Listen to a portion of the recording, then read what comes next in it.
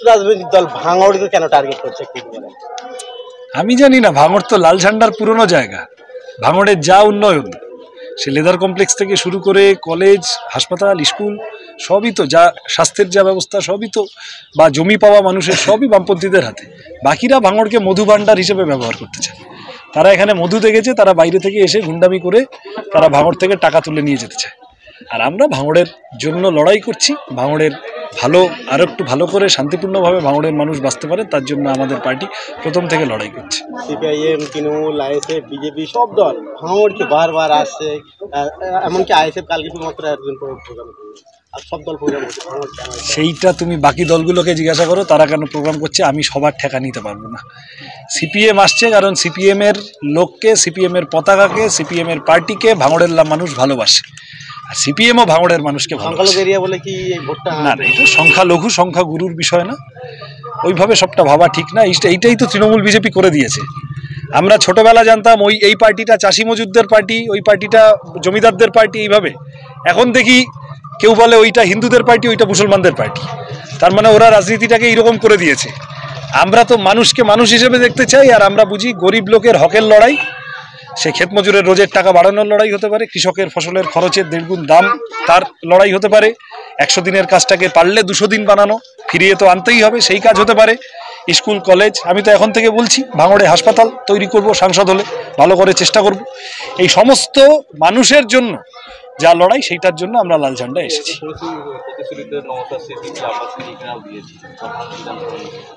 ওনারা নিশ্চয়ই চেষ্টা করেছেন, ওনারা কতটা চেষ্টা করেছেন আর তৃণমূল কোথায় কোথায় আটকেছে সেইগুলো একটু খোঁজ নাও। আর এরকম প্রতিশ্রুতি যেমন বলছো, তেমনি ভাঙড়ের জন্য লাল ঝান্ডা কম কিছু করেনি, ভাঙড়ের জন্য তো লাল ঝান্ডা সবই করেছে। উনি বারবার ভিডিও বার্তা দিয়েছেন যে আইসিআইসির পাশে আহ্বান জানিয়েছেন। নওশাদ সিদ্দিকী বলছেন যে 4 তারিখের পরে। নওশাদ সিদ্দিকী সাহেবের সাথে এর মধ্যে একবার আমার কথা হয়েছে, আমি এটা এমনি পাবলিকলি বলতাম না, কিন্তু আমি দেখলাম উনি কোন একটা মিডিয়ায় বলেছেন, সেই জন্য আমি বললাম। সেখানে ওনাকে আমি অনুরোধ করেছিলাম যে তৃণমূল বিজেপির লাভ হয়ে যায় এমন করাটা কারোরই উচিত হবে না, এবং তাতে ভাঙড় সহ যাদবপুরের আইএসএফ এর কর্মী সমর্থকদেরও তাতে খুব লাভ হবে না যদি তৃণমূল একটু বাড়তি উৎসাহ পেয়ে যায়। তা সেটা ওনাদের বিবেচনার বিষয়। ওনারা যা এ করেছেন, যাদবপুর, শ্রীরামপুর, মুর্শিদাবাদ অনেকগুলো সিট আছে যেগুলো ওনাদের আরেকটু পুনর্বিবেচনা করার আহ্বান জানিয়েছি, আবেদন জানিয়েছি। আর ভাঙড়ের কর্মী সমর্থকদের আইএসএফ এর প্রথম দিন থেকে বলছি যে আসেন, আপনারা তৃণমূলের বিরুদ্ধে লড়াইটা যদি ভালো করে সবভাবে লড়তে চান, বিজেপির বিরুদ্ধে লড়াইটা যদি লড়তে চান, তাহলে লাল ঝান্ডা ছাড়া 7টা বিধানসভা জুড়ে, যাদবপুর লোকসভা জুড়ে তৃণমূল বিজেপিকে বুঝে নেওয়ার অন্য কেউ নেই, ওটা লাল ঝান্ডাই আছে। খুব ভালো সাড়া পাচ্ছি, তোমরা তো সাথে আছো, দেখছো প্রত্যেক দিন থেকে। মানুষের মধ্যে স্বতঃস্ফূর্ততা আছে, মানুষের মধ্যে খিদে আছে। তৃণমূল বিজেপিকে হারানোর জন্য মানুষ মুক্তির উপায় খুঁজছে। এখন দেখা যাক আমরা লাল ঝান্ডা নিয়ে বাকি সবাইকে জুটিয়ে কত তাড়াতাড়ি মানুষের মুক্তির লড়াইটাকে স্ট্রেংথেন করতে পারি। চট করে শুরু করুন। তিনি মিছিল করছেন কিন্তু রাস্তা ব্লক করে, সেখানে প্রতি রাস্তাতে যাতায়াত করছে। আমরা তো মানুষের দরবারে আসি, এবং আমি যে কদিন প্রচার করেছি একদিনও রাস্তা ব্লক করে করার চেষ্টা করিনি। রোজ রাস্তার একটা অংশ ছেড়ে যানবাহন যাতায়াত যাতে মানুষ পারেন। ফলত এটাও খানিকটা, আমি অন্য কারোর সম্পর্কে বেশি বলতে চাই না, কিন্তু আমরা মানুষের অসুবিধা করতে চাই না, যারা করতে চায় তারা জানে। আচ্ছা, আমরা দেখেছি গত পঞ্চায়েত ভোটের সময় ভাঙড় 1 নম্বর বিডিও অফিসে মানুষের আসতে গিয়ে অনেক মানুষের হাত চলে গিয়েছে, পা চলে গিয়েছে শাসক দলের অত্যাচারে, কিন্তু আজকে সেই জায়গা থেকে আপনারা ভোট প্রচার করছেন, কোথাও কি ভয় লাগছে না? আমরা 2008 সাল থেকে আক্রান্ত হয়ে আসছি, এই জন্যে ওই সন্ত্রাসের ভয় ভাঙড়ের মানুষ আর করে না। সন্ত্রাসকে উপেক্ষা করেই লড়াই করে চলেছি, আগামী দিনে সেই লড়াই হবে। আইএসএফ নেতারা দাবি করছেন যে ভাঙড়ের কিছু সিপিআইএম নেতা আছে, আমরা যদি মুখ করি তারা আর বাইরে বেরোতে পারবে না। আমাদের তো কোনো গোপন নেই, মুখ খুলতে বলুন না, আপনাদের মাধ্যমে বলছি, আমাদের অনুরোধ করছি আপনারা মুখ খুলুন, কোনো অসুবিধা নেই। কিন্তু আপনাদের কাছে আহ্বান, আমরা বিধানসভা নির্বাচনে আপনাদের সহযোগিতা করেছি, সহযোগিতা মানে পূর্ণ সহযোগিতা করেছি, পঞ্চায়েতে আপনাদের সহযোগিতা করেছি, বিধানসভায়, এই লোকসভায় সিপিআইএম প্রার্থী, এই সিপিআইএম প্রার্থীকে জেতাতে হবে, তৃণমূল বিজেপিকে হারাতে হবে।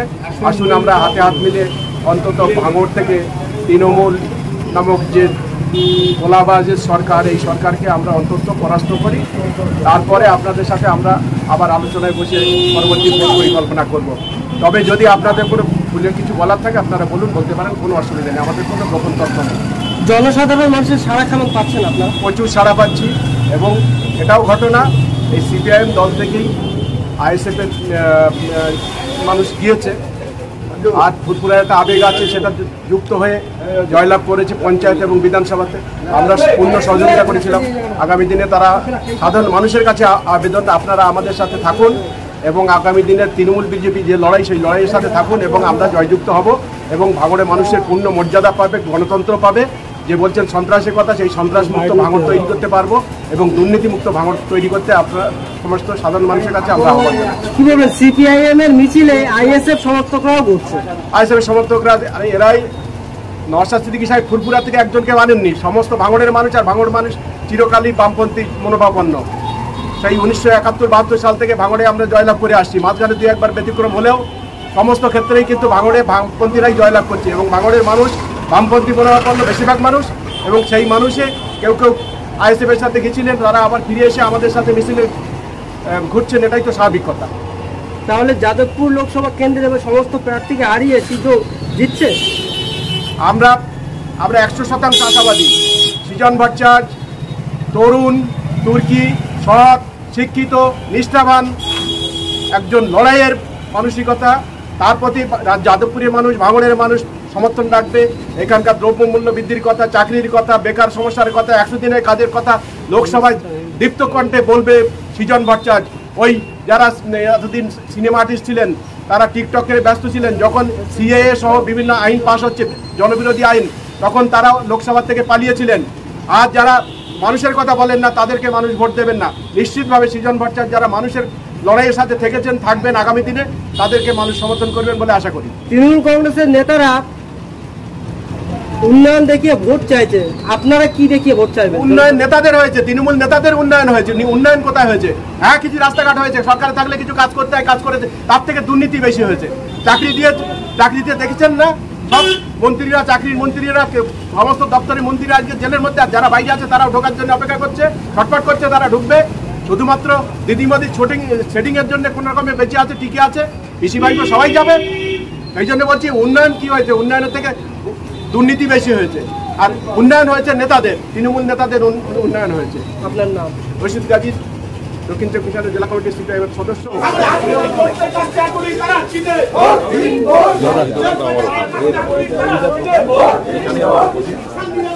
এই আমাদের সিপিএম এর প্রার্থী সৃজন ভট্টাচার্য।